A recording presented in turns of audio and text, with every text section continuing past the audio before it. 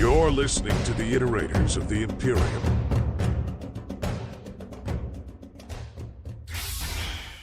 Hi, I'm MEZ, and I'm here with my lovely co-host, Ryan, and you're listening to Season 3 of the Iterators of the Imperium podcast, the podcast in which Ryan is the expert on Warhammer 40K, and I am the noob trying to learn about the Warhammer universe. And as you guys can see, for Season 3, we do actually have visuals on our podcast, and it is in flames. It's in flames because we're talking about the traitors. So yeah, let's get into it. So Ryan, what's today's topic? No. Wait, I'm doing the intro, right? The you were being cocky. You thought you knew, so let's hear it. Just to iterate here to say from the last episode, I was kind of cocky and promised to rehearse the intro for you guys to hear about the traitors. So should I just start it? Oh, whenever you're ready. All right, so I am a theoretical super baby. That's what I am, right? I have no idea what's going on in the universe around me. I'm just a little innocent baby floating in my little incubation pod. Mm-hmm. So I'm totally unaware of all the horrors there is in the galaxy I am within. The year is somewhere between 700 and 800 of the 30th millennia. And Slanesh has just been born, taking its first breaths, which the Eldar kinda got messed up by. But the warp storms were then dissipating, and the Emperor was free to start crusading and stuffs, right? And at this point, right now, as a baby, I'm crashing into some planet that Ryan will tell us about momentarily, because I don't know which planet it is.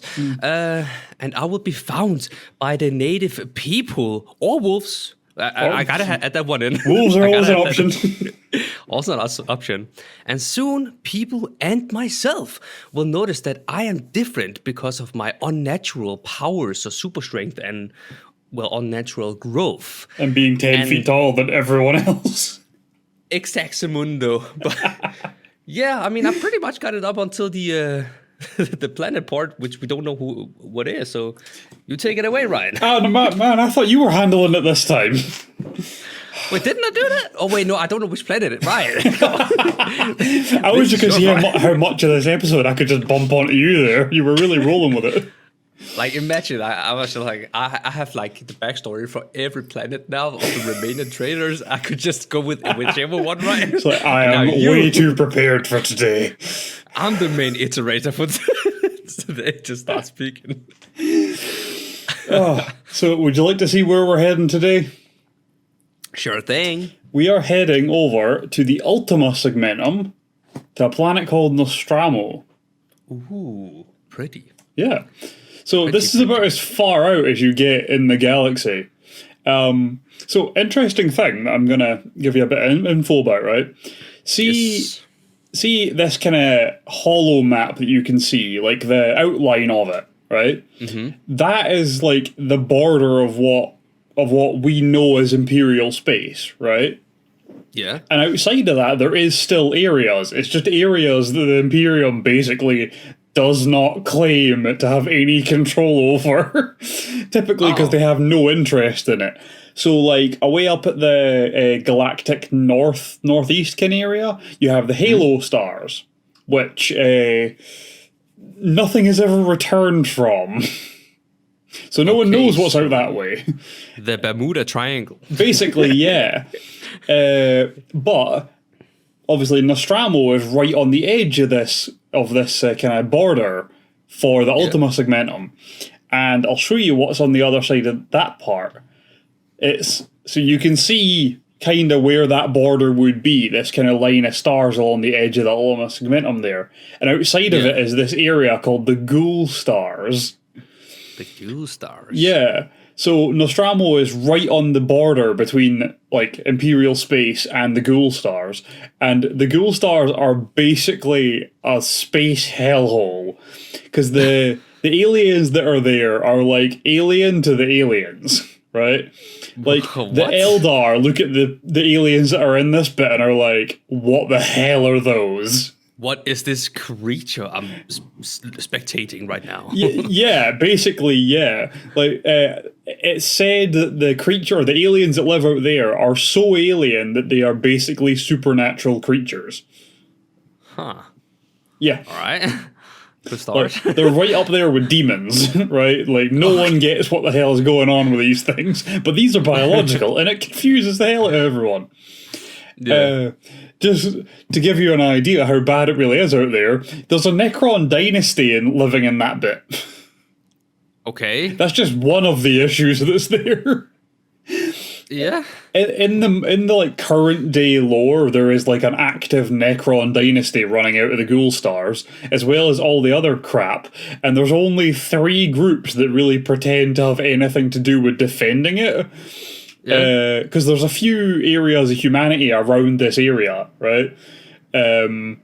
So the Carcharodons and the Death Watch, both, like, they're Space Marine groups in the current day that both, like, claim to protect it and, like, protect the people within it that are from the Imperium. And in reality, all they do is make sure nothing gets out of the Ghoul Stars into Ultima Segmentum. There is like one Space Marine chapter that's like in here every day protecting the people of this place. So, you know, terrible place. And we are starting off with the planet Nostromo here, right on the border of it. Amazing. Well, we'll see how long you think is amazing for when we get further into this. Well, I like the bigger screen, by the way. Also, I just want to add, if people are watching from YouTube and or listening on Spotify, you can actually watch the video as well on Spotify. Not many people know this, but... Oh, yeah, you absolutely can. So you can actually see visuals on what Planet Ryan is talking about right now, so yeah. Yeah. So, this is Nostromo, right? And I'm going to do what we usually do now and give you a little bit of info about the planet, because I feel like it helps with setting a scene for you, you know? Oh, it does, 100%. Yeah. So this is a world, as you might guess by looking at it, of constant nighttime. It is just always dark. Right. But is it only like one side, because I don't know, that's the sunlight on the other side of the planet? So it is constantly dark all around, but it's a combination of reasons, right? Okay. So the primary reason is that this planet is in a synchronous orbit with its moon, which means that, or through sheer bad luck, it's ended up that it's in a constant state of a lunar eclipse. The moon is permanently between the planet and its sun. So very little light gets passed to the planet itself. But there is a second reason that makes it permanent nighttime. And that is? It's a massive cloud layer around the planet of pollution. Because Nostromo is a mining planet. Because it happens to have massive natural resources of adamantium. So, you obviously want to mine it, because that's ridiculously valuable. So they can sell it off for tons of money. But for the sheer amount of mining infrastructure they needed to do that, what they've ended up doing is blanketing their entire planet in pollution, which blocks out the sun even more. Ah, so it's just like a layer of, like, pollution. Yeah. Wait, it's actually, it has a term, right, Ryan? It has a term, it's light pollution. That's actually a thing. I've heard about this before. That makes it, you can't see the stars at night. And stuff like that. I've heard about this before. Obviously, this is like very thick, though. Not like, you know. I was under the impression that light pollution was pollution caused by light, not interfering with light. So No. Wait, is it? Yeah, I believe the reason we can't see the stars at night in like heavily populated areas is because of the sheer number of fake lights. They cause like a haze effect in the atmosphere. I believe. I could be wrong. Wait, I actually think, I think I'm on the wrong one on this one. I actually think that's the correct term, with like big cities and all the artificial lights. Yeah, actually I think that's, sorry, disregard what I said. Okay. It's fine. I'm sorry. You learned something today, viewers. You learned something. Just don't listen to me. Just listen to Ryan, then you learn a lot of stuff. So there are a couple of effects that having a planet that's in constant nighttime and is an industrial planet to the degree that Nostromo is, and is so heavily polluted. There's a couple of effects it's had on the populace. Any guesses what that does to the population? Well, if they don't get any sunlight, there's no vitamin D. So they've all got rickets. Yeah, they're all like pale as shit. Yes. So, right, that's the first side effect of it, is the entire populace are like albino pale white and have black eyes that have adapted to see in the dark. I know who I don't know who this is, but we talked about this before. They have I remember they would look like demons or some shit. No, you're thinking of the salamanders with their red eyes. You're thinking of Vulcan's dudes. Because they have the like obsidian black skin because of their planet. And they have the red eyes, so they look like demons. These ones look like dark elves from D&D. This is why I moved from a Warhammer noob to intermediate, because I know what stuff is. I just mess them up sometimes, but I know what stuff is now, at least, right? Just can't quite place it. But yeah, you know the stuff in the middle. It's just Warhammer is so big, man. I swear to God. But we're going to solve that problem bit by bit. I know, bit by bit. So the other effect that this like terrible environment has had on the populace is that basically everyone has descended into crime and like murder. Yeah. So like the entire populace of this world are criminals, basically, to some degree or another. What a lovely place to be in. Yeah, it's truly awful. Yeah. Yeah, like it's so bad that only the really rich people can afford synthetic lighting. Seriously? Yeah. What the hell? Okay. So yeah, this planet is just rampant with crime, and it's pretty miserable because it's always nighttime. But sadly, today, this is where you landed. Oh, God. So we begin, as per usual, with your incubation pod hurtling down through the atmosphere, down through the pollution layer, and striking Earth, right? Or Nostromo in this case. Yes. Now, as a child, you were alone in this dangerous world, right? You fought and you survived alone. You like it was so bad. You were hunting feral animals for food. That was how you ate. God. Yeah. Oh, God. You were like hunting down feral dogs in this in back alleys just to have food. That's how bad this was, because you were alone. Oh, God. So you ended up in this city called Nostromo. Hold on. Nostromo Quintus was the name of the city, right? I'm assuming that actually all the cities on the planet primarily were called Nostromo and then something, but whatever. Nostromo Quintus is the one you ended up in. And it was here that you were skulking around in the back alleys and in the shadowy streets, eating feral animals to stay alive. What a lovely upbringing, huh? Oh, it gets worse. Of course it does. It's Warhammer. Yeah. You spent this time that you were, surviving like this, plagued by horrible visions of the worst futures imaginable. Oh, fantastic. Wait, so I'm a psyker. Well, you're one of the psychic ones that can powers. see the future, at least. You're a seer, at least, like Sanguinius seer. was. Yeah. Yeah. Okay. No, did I say psyker? I'm sorry. Seer. Yes. Yeah, I'm sorry I'm messing up with words there. but Don't worry okay. about it. So... Nothing. Just continue. I'm just thinking. So as time goes on, you became somewhat of a vigilante, right? Because you were watching these crimes being committed for so long, because you were just skulking around in the dark alleys and stuff like that, hiding away from people because you don't know how they're going to react to you or anything like that. Nor does it benefit your survivability dealing with humans. So you would constantly see these crimes being committed, and eventually you got to a point that you were like, fuck this, and you got involved. So you started intervening whenever you saw a crime being committed in front of you that you felt strongly about. So if you saw someone trying to murder someone else, you would go and you would, stop them murdering people.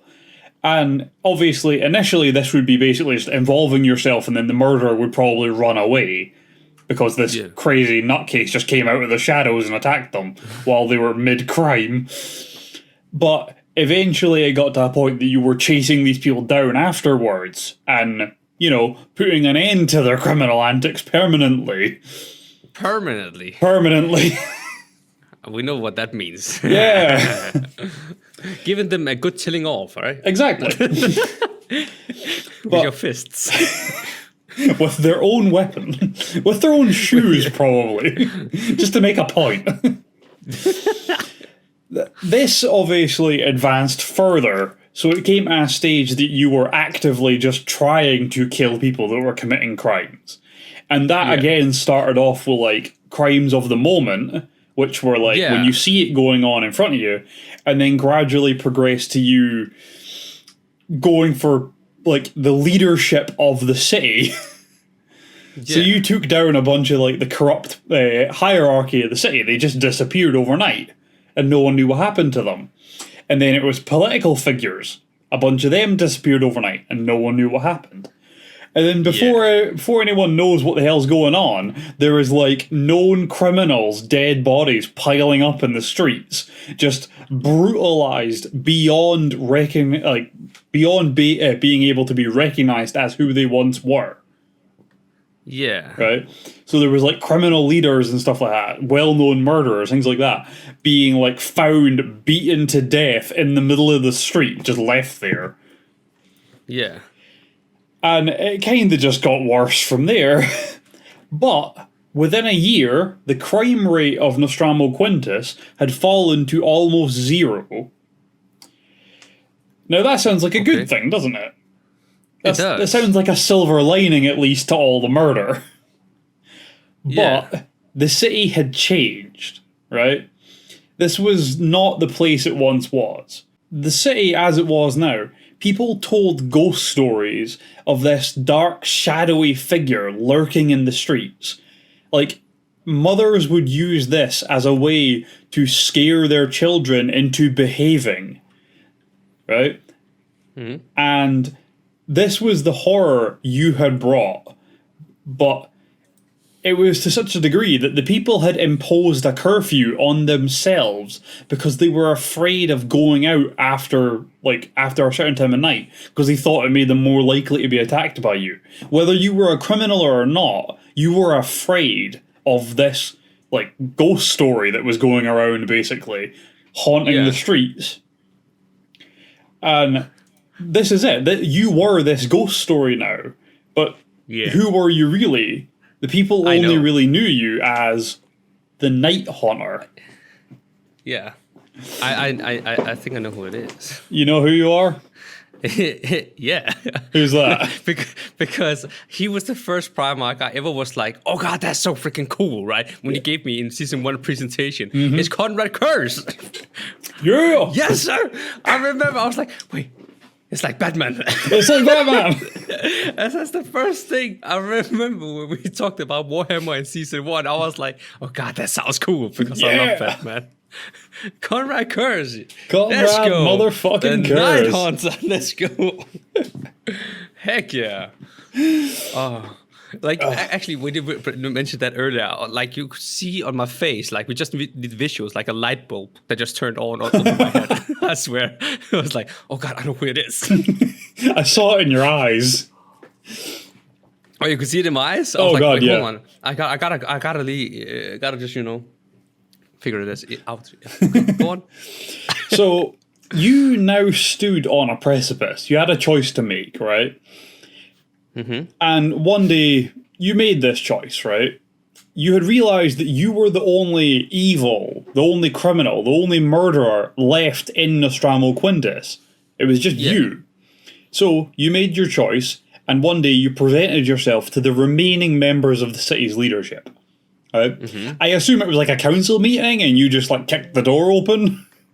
But this is the kind of, like, the story of the Night Haunter is not one that is told or has been recorded in the Imperium that we represent. But it's still a story that must be told.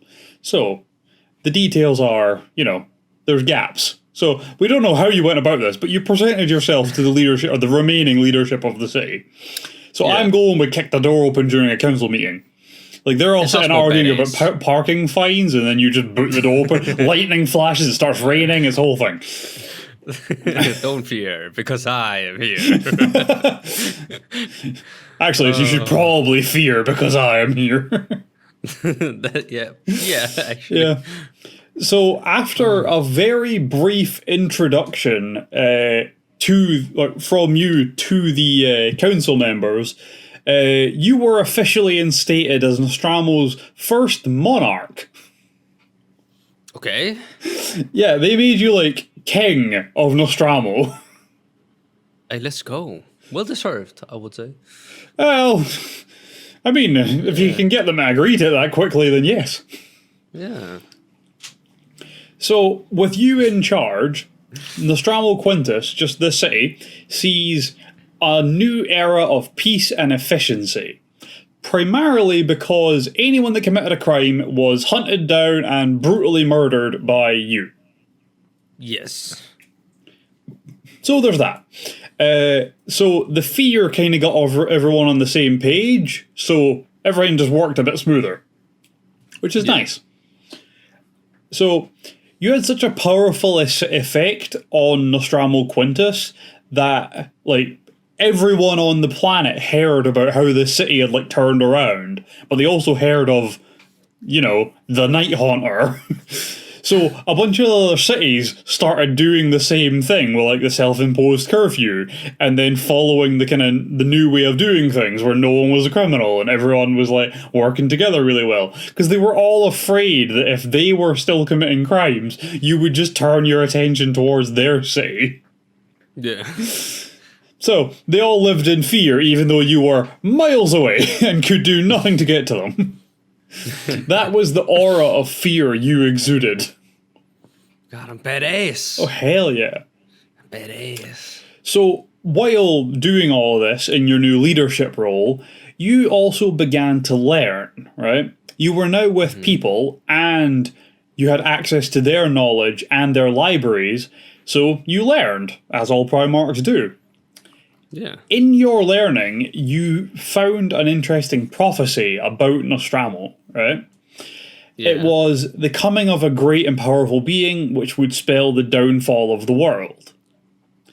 And this day was soon to come. Okay.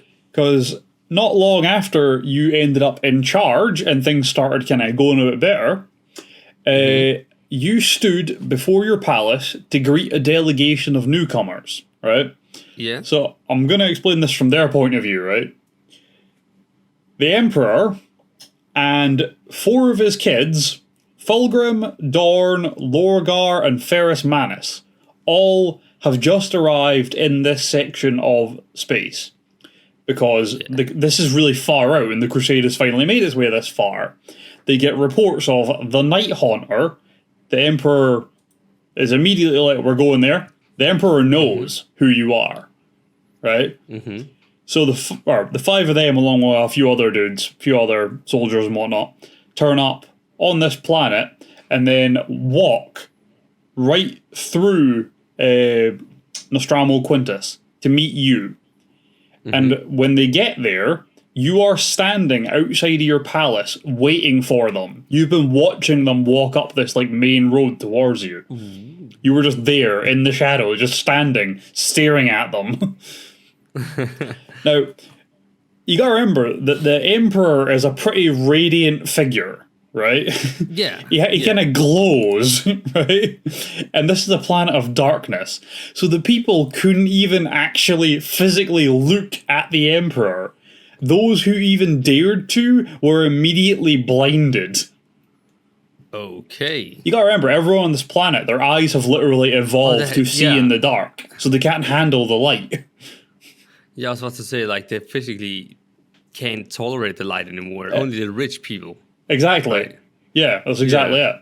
These are like people with, like, mole eyes. They cannot handle the light. So some people looked at the Emperor and were just immediately blinded. Damn. Yeah. Now, as this delegation of weirdos start to get close to you, you are overtaken by your visions, right? Yeah.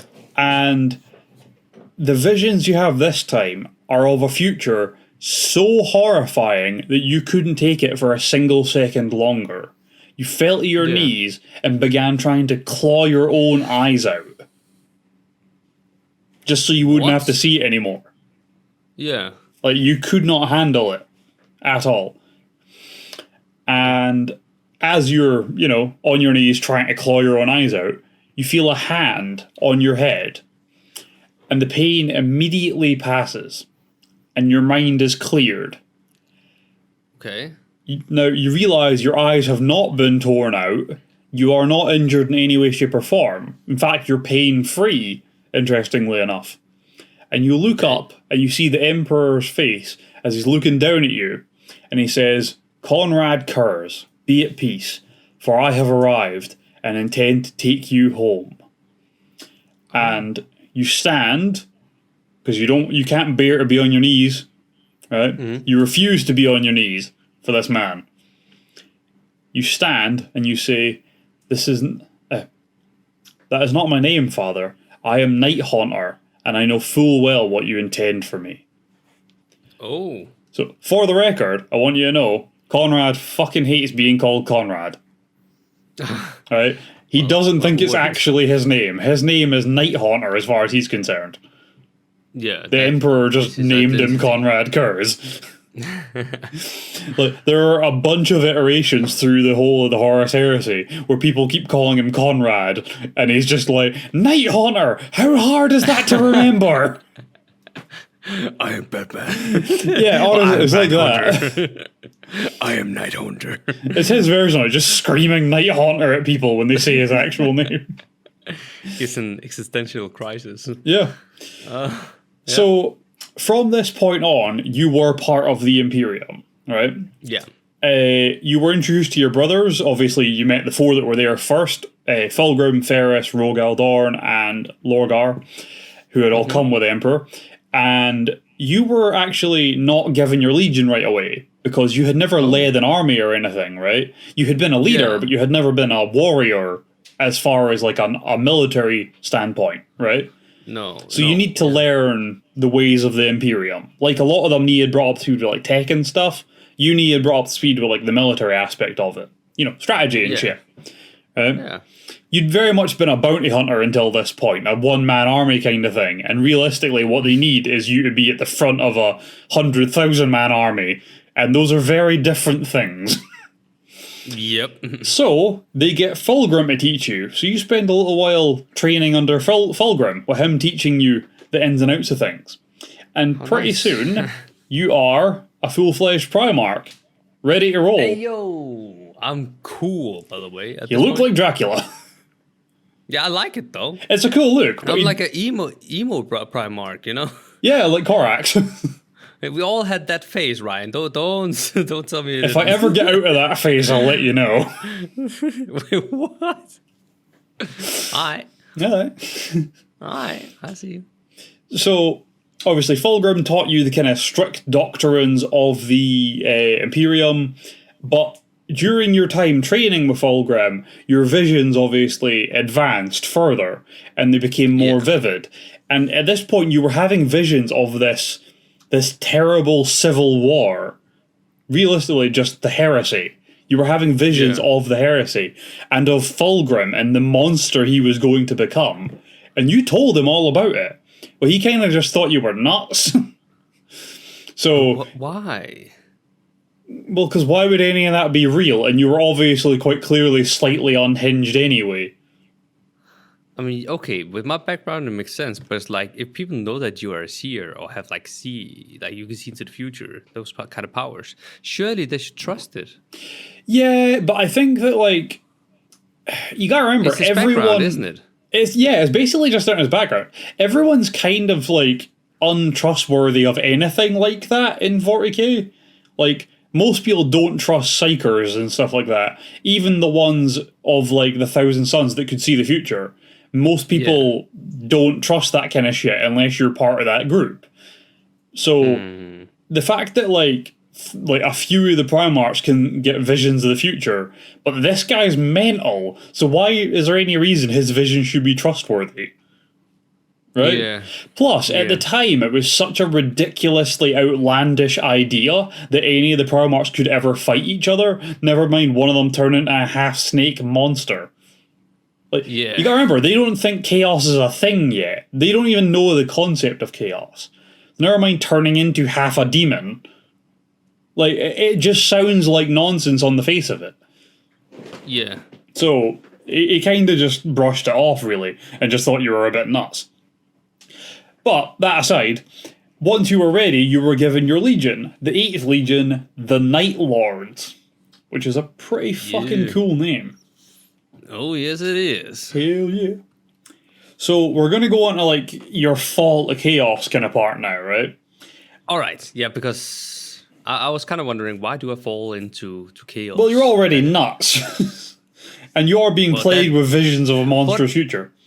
But my principles are good. Your principles are sound. That's a very important detail, right? Yeah. You have a very clear kind of... What's the term?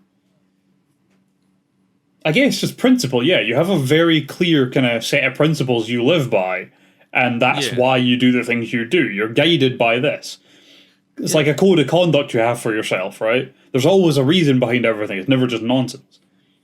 Yes. Right, I'm going to tell you now, this dude's storyline is so unbelievably convoluted that we do not possibly have time to cover all of it. So I'm going to try and go for main details, and we'll go through all the ins and outs of it in the next season when we cover the Night Lords. Okay? All right. Cool. Yes, sir. Glad you're on board. So, the fall for Konrad begins with you discovering that your legion is tainted, right? Yeah. Nostromo had obviously become the homeworld for your legion, which means that they provide aspirants for, becoming new members of the legion, right? They provide them as a tithe, so as a tax, basically. Your intention was always to bring the world's best and brightest, but to dodge that tithe, the planetary leaders had just emptied their jails, sending you the murderers and criminals, so they didn't have to deal with, having them in jail. Yeah. So they hadn't been sending you the best and brightest, they'd been sending you the worst and murderiest. Great. Yeah.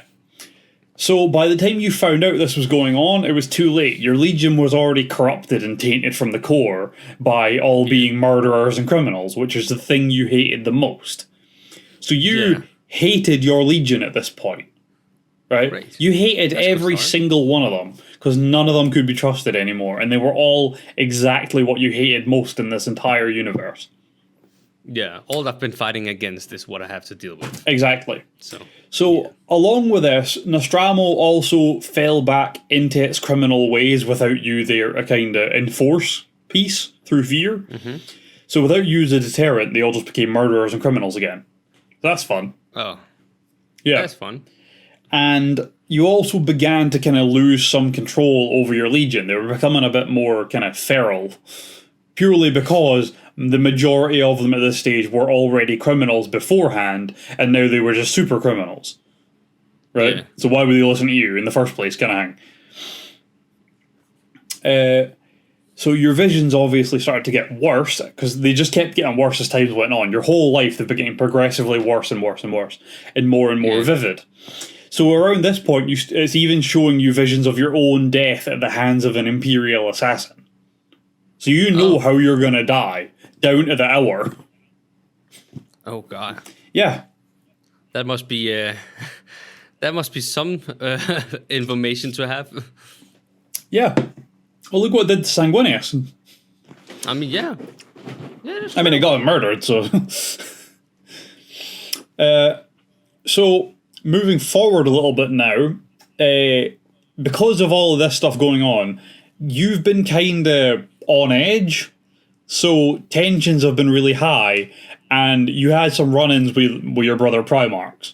Namely Vulcan. You almost came to blows with him, right? Yeah.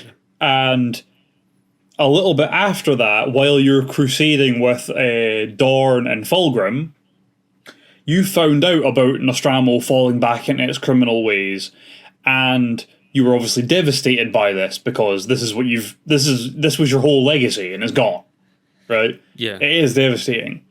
So you went to your brothers to try and, talk it out, and hopefully they'll kind of, give you some moral support, some, emotional support. Yeah. So you go to them, you explain what's happened to Nostromo. And this is obviously just Fulgrim and Dorn, because you're with them at the time. And you don't really get any support from them. They kind of are just like, whatever. They just kind of brush it off. Yeah, exactly, right? Yeah. Like, it's the equivalent of basically just going, just send like 10 Space Marines back to fix it and move on with your life, who cares? Kind of thing, right? And you obviously are about to explode because of this, right? Yeah. Because that's obviously real upsetting. But then Fulgrim goes one step further and tells Dorn about the visions you'd had about the heresy. And you had only confided in him because you two were close at the time. Mm-hmm. Now that's a massive betrayal to you. You've never told anyone about your visions other than Fulgrim, and he's just went and told Dorn with no justifiable reason. So you are ready to explode at this point, right? You are fucking raging. You're about as upset and angry as you've ever been. Yeah. And then Dorn makes the smart move of confronting you about these visions you've had. Because how dare you have visions that make them look like bad guys? So you severely wound Dorn and murder a bunch of his kids that were guarding him before getting on your ship and fucking off back to Nostromo with your fleet. Oh, God. So you snapped a little bit. A little bit, maybe. It's a little snap, okay? Yeah. So you just bail. You take your entire legion's fleet back to Nostromo. When pursuing vessels catch up to you, they get there just in time to see your ships bombarding the planet with laser bombardment from orbit to the point that you blow up the planet. Oh, God. So Nostromo is fucking gone. Yeah. You're like, you know what? If you're not gonna play ball, I'm just gonna nuke you all into the nth dimension. It's my way or the high. Oh, actually, no way. No way. It's my way or incineration. Yes. So that's what you did. Not to get wrecked, not to get incinerated. Oh, bro. That's insane. So this was like the ultimate tipping point for you, right? You started you started hearing whisperings from Chaos, for God's sake, right? Yeah. So Chaos started to infest your thoughts from this point forward, right? Mm-hmm. This was the action that caused you to be I guess this is the action that made Chaos able to interfere with you, to involve itself with you. Yeah. Right. So, from this point on, you started to get corrupted by Chaos more and more and more. Yeah. And your Legion started to become, I guess, harder to handle, right? Their fights were becoming less and less justified. It was becoming harder to explain why you would be in any of these wars that you're in. Yeah. And eventually you were just killing for the sake of killing, right? So, when Big Brother Horus finally came calling, you were all too happy to accept his offer and join up with the bad guys. And your treachery was finally made, I don't know, public knowledge, I guess. Official, I guess. Yes. Yeah. When at the Drop Site Massacre, you helped to murder 3 of your brother legions. And because Vulcan started shit before you were, evil enough to stab him, you kidnapped him and then spent a while just torturing him, trying to figure out how to kill him. And that whole event is where we get the you forget one thing, brother, it's also a hammer bit from. Okay. That was how your kidnapping of Vulcan ended. So you get hammered in the face. After a very snappy one-liner. And what a snappy one-liner it is. Exactly. Exactly. I don't know. I like Konrad Kurze. He's a cool I guy. feel like this is it's so sad. I know. Wherever he is, he's definitely going up in the tier list. I'm Yeah. just saying. I'll give you a look at the kind of guy he is now. This is him punching his way through the like armor glass of a dropship. That's kind of cool. Yeah. Still kind of cool. Yeah. I like his claws.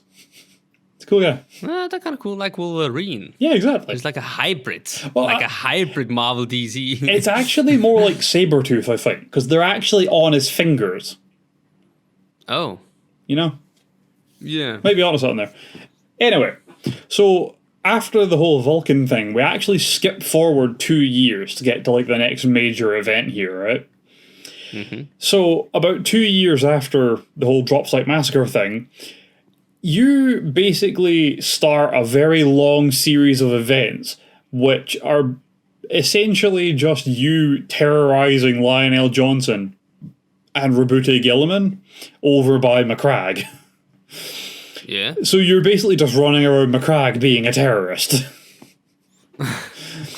Yeah, it's like an episode of Benny Hill. It's you running around blowing stuff up and setting fire to stuff while Roboute Guilliman and Lionel Johnson chase you around. Eventually Sanguinius ends up involved. But that's another issue. This is over with the whole Guilliman starting his like second Imperium and stuff, because they're all trapped into that area of space. It was during that you're running around being a terrorist. So you were just terrorizing the good guys that thought the Emperor was already dead. And it all kind of ends up with you eventually being captured and imprisoned by the Lion. But here is an awesome picture of you battling the Lion on Macragge. Oh, Just looks pretty epic. cool. It looks like something from a movie. Oh, yeah. It really does. We need a filmatization of that. Oh, it's just a matter of time, mate. Henry Cavill's on it. Yes. I'm sure of it. Do we actually have any updates? Oh, this might be No, actually, we can talk about that later. Yeah, not now. Okay. Yeah, that's too big of a topic. So yeah. Fair enough. So along the way through all this kind of stuff, you had became convinced because of your visions that the heresy and the bloodshed and your eventual death at the hands of an Imperial assassin were all the Emperor's plan all along. Okay. Yeah, you tried to convince Sanguinius of this and he was having none of it. And when it eventually gets to the point that Guilliman, the Lion, and Sanguinius can go back to Terra to try and, save the day, but it is blockaded by Horus's fleets, obviously. As we know, Guilliman and the Lion agree to act as a distraction so that Sanguinius can get there, right? Yeah. At this point, up until this stage, as I'll show you here, you had been a prisoner of the Lion since your capture, right? Yeah. You'd been on his flagship, imprisoned. But at this point, when these two agree to be a distraction for Sanguinius to be able to get through, Sanguinius takes you with him, claiming that you will face the Emperor's judgment, right, when they get back to Terra. But as soon as you get onto the ship, he explains that he is going to Terra to face the destiny he has always seen for himself, right? And he thinks that in facing it, rather than trying to avoid it, he can potentially change it. Yeah. So he says you have to do the same thing, which obviously means being assassinated.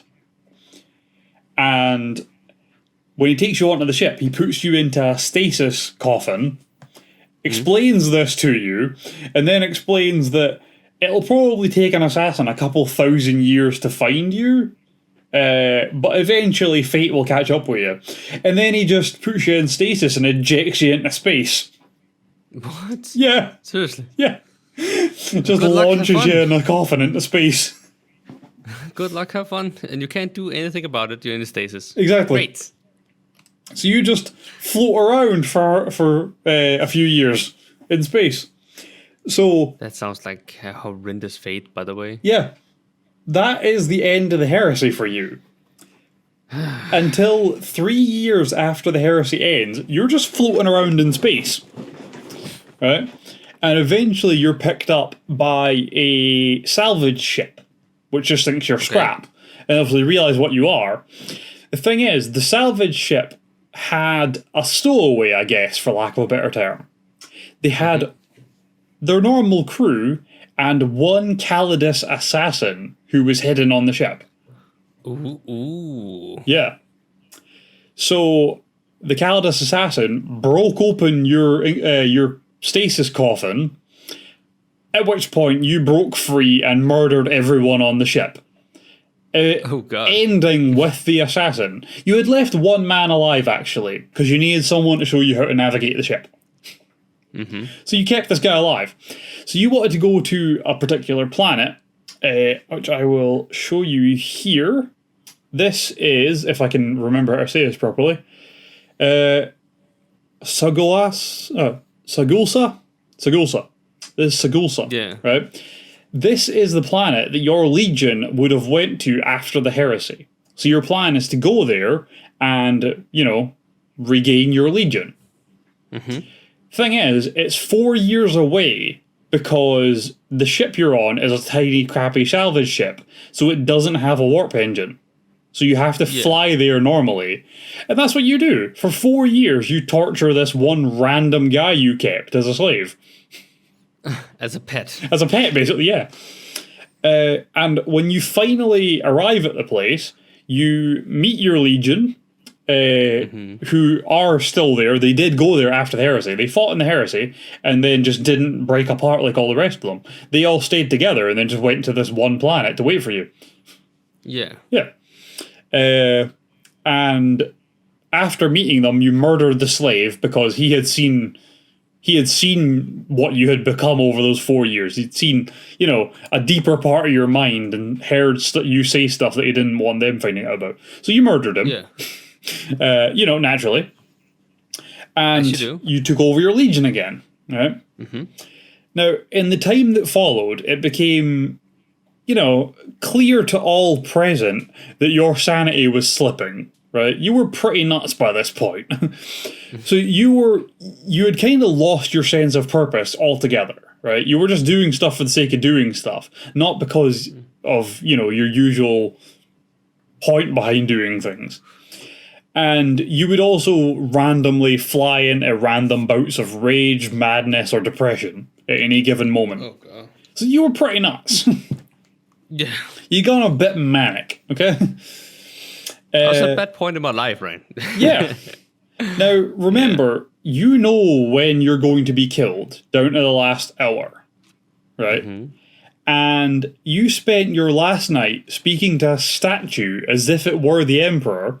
You're calling it the Emperor. And to your surprise, the statue responded to you when you spoke to it. Okay. Right?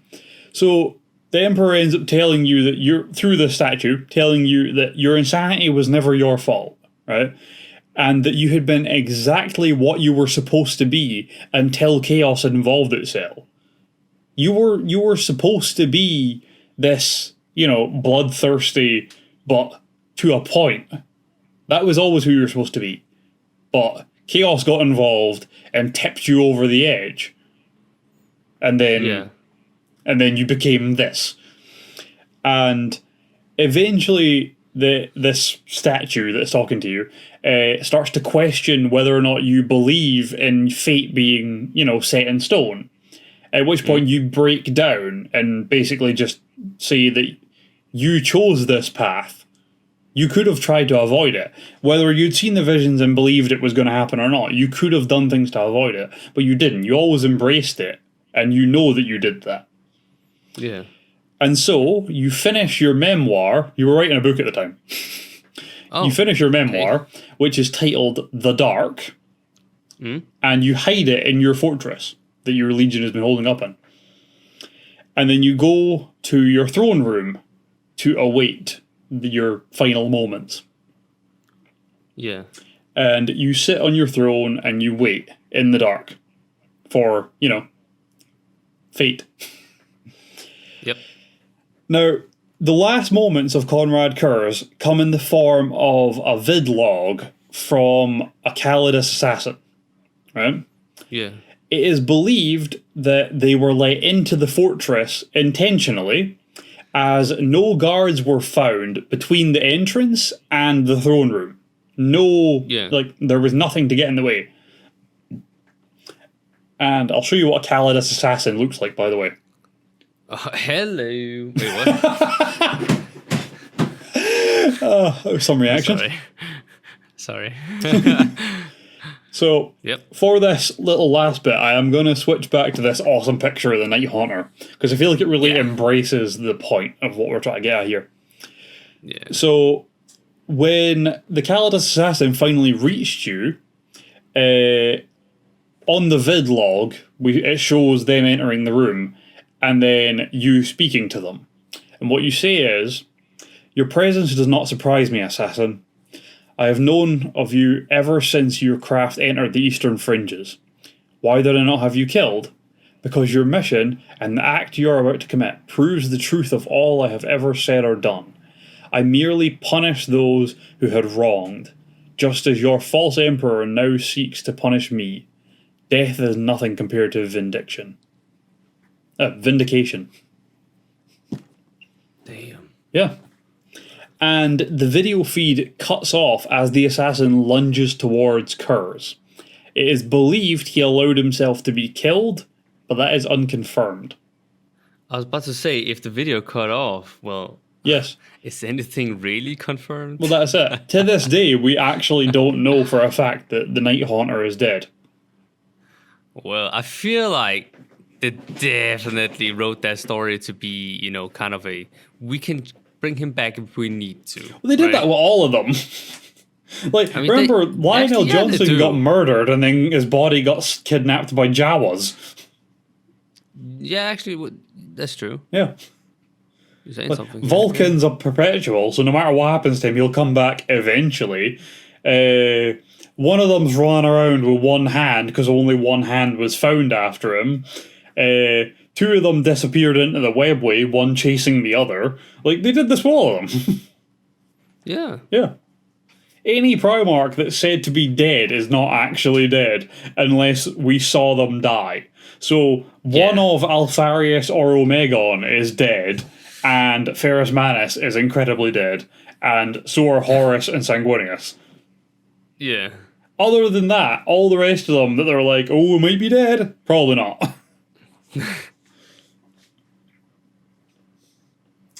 But that is all I have to say about this dude today. So we just have our tier list left.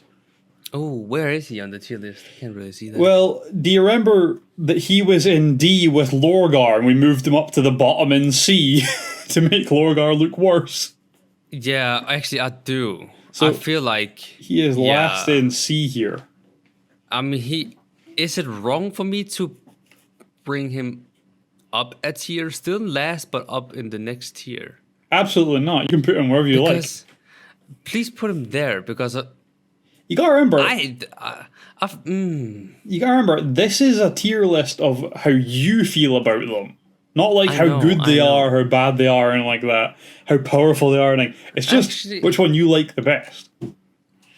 Who is in this C tier right now? C tier? Yeah, no, B tier. Okay, so at the moment it is now Konrad last, then Ferrus Manus, Rogel Dorn, Mortarion, Jagatai Khan, and Angron. I feel like he could be in the middle, maybe. Actually, I really like him. Yeah. You know what? Actually, put him before Rogel Dawn, actually, I think. You want him in there? Or do you want him at the other side? Actually, yeah, put him on the other side. He's better. He's better. I like him. Well, he's the highest traitor now, isn't he? No, Magnus is in S tier. And then Horus is top of A. Oh, actually, yeah. Fulgrim's up in A as well. We've not done his episode yet, though. Oh, he might, I'm not saying anything. He's probably getting bumped. Maybe a bit. We'll have to see. He'll be down here in C with the other traitors. But nobody takes the last spot. That one has been set in stone. Yeah. I should just retitle this to just Lorgar for D. We could use. Oh, I'm sorry, I'm dying. Oh. I feel so bad. Right. All right. Would you like to round out for today? Sure thing. So, thank you guys for listening to this episode of Iterators of the Imperium podcast. It has been me, MEZ, and Ryan, and we will see you in the next one. Take care and peace. Bye.